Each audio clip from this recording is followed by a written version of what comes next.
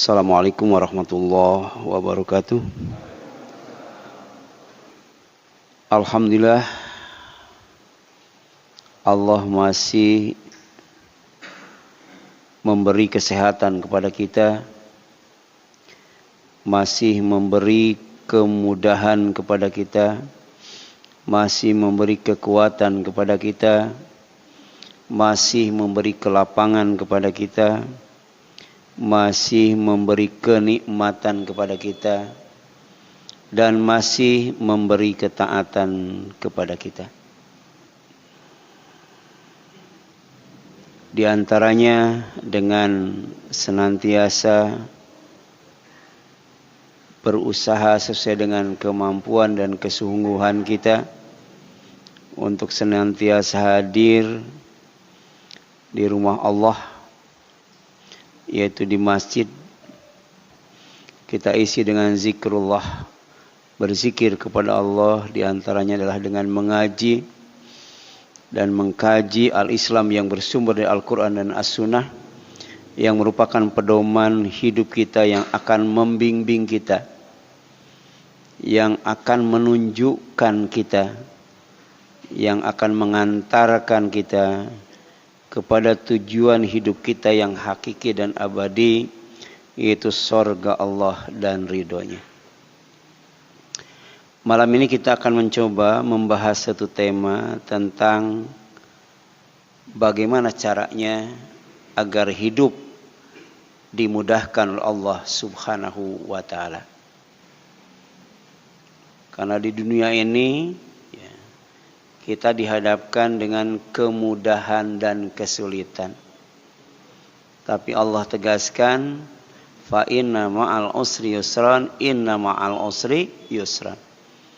Bahwa sesungguhnya bersama kesulitan itu ada kemudahan. Sesungguhnya bersama kesulitan itu ada kemudahan. Jadi di dunia itu kemudahan dan kesulitan itu selalu beriringan, selalu bersamaan. Tapi nanti di akhirat, kemudahan dan kesulitan itu tidak bersamaan, tidak berbarengan, tapi sendiri-sendiri, dan kualitasnya lebih dahsyat lagi. Kalau di dunia kemudahan, tapi di akhirat yang paling mudah, yang termudah.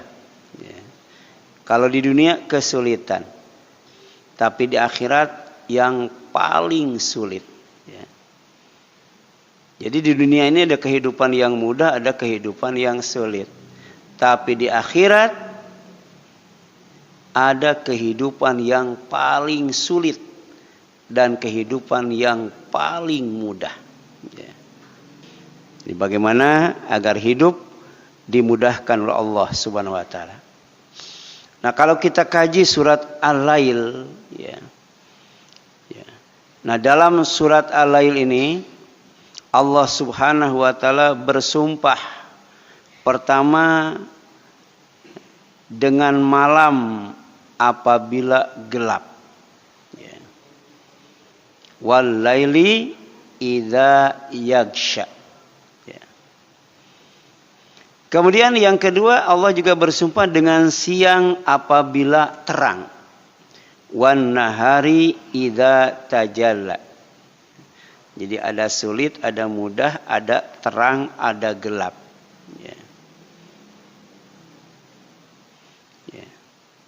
Dan ternyata Allah menciptakan terang itu ada manfaatnya.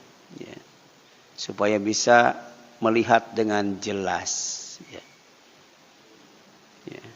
Supaya bisa melakukan berbagai macam aktivitas. Demikian pula Allah menciptakan gelap. Itu tidak sia-sia, ada faidahnya, ada manfaatnya, ada kebaikannya, ada gunanya. Di antaranya litaskunu fih, kata Allah, agar kalian bisa beristirahat dengan tenang. Makanya salah satu adab tidur salah satu sunnah tidur diusahakan lampu dimatikan. Ya. Kalaupun dinyalakan jangan terlalu terang. Ya. Jadi usahakan seredup mungkin kalau tidak suka dengan kegelapan. Karena kegelapan itu bisa menciptakan ketenangan. Ya. Bahkan secara medis ya, bagus untuk pencernaan. Tidur dalam suasana gelap itu bagus untuk pencernaan. Bahkan bagus untuk jantung. Ya. Bisa menciptakan ketenangan, rileks. Ya. Ya. Jadi litaskunu fih. Ya. Kalau nikah litaskunu ilaiha. Ya. Tapi kalau malam litaskunu fih. Ya. Ya. Jadi nikah juga Allah jadikan supaya manusia itu tenang. Demikian pula Allah jadikan malam supaya manusia bisa tenang pada malam itu. Ya. Nah, di antaranya tenang ketika beribadah. Ya. Sehingga bacaan yang kita baca itu khusyuk. Ya. Bisa merasap ke dalam hati kita. Ya. Makanya wa minal lail fatahajjad bih. Kalau bisa sebagian malam itu kamu sengaja bangun untuk sholat tahajud. Ya, untuk sholat tahajud. Ya. Ya. Kemudian yang selanjutnya Allah juga bersumpah dengan penciptaan laki-laki dan perempuan. Ada laki-laki, ada perempuan. Allah pasangkan, Allah jodohkan litaskunu ilaiha. Agar laki-laki merasa tenang dengan kehadiran wanita sebagai pasangan hidupnya. Maka di antara keduanya Allah ciptakan, Allah jadikan cinta dan kasih sayang. Ya. Makanya wa ma khalaqadz dzakara wal untha. Ya. Jadi apa saja yang Allah ciptakan ya, berupa laki-laki dan perempuan itu adalah satu dari tiga yang dijadikan sumpah oleh Allah Subhanahu wa ta'ala. Ya. Kemudian apa isi sumpah Allah Subhanahu wa ta'ala? Sampai kemudian Allah bersumpah dengan malam, Allah bersumpah dengan siang, Allah bersumpah dengan ciptaannya, yaitu laki-laki dan perempuan. Ternyata ada yang penting di balik itu. Apa? Allah Subhanahu wa ta'ala menegaskan isi sumpahnya bahwa inna sa'yakum la syatta. Ya. Sungguh usahamu memang beraneka macam. Ya. Jadi usaha manusia itu macam-macam. Ya. Jadi di dunia itu orang keluar dari rumah, ya, ada yang ke pasar, ada yang ke pabrik, ada yang ke kantor, ada yang ke sawah, ada yang ke kebun, ya. Macam-macam. Ya. Tapi kalau digaris besarkan, ternyata usaha manusia yang macam-macam itu merujuk kepada dua akibat. Ya. Yang pertama akan berakibat kepada kehidupan yang paling mudah. Jadi Allah akan memberikan kemudahan yang paling mudah. Yang kedua, itu berakibat kepada kehidupan yang paling sulit.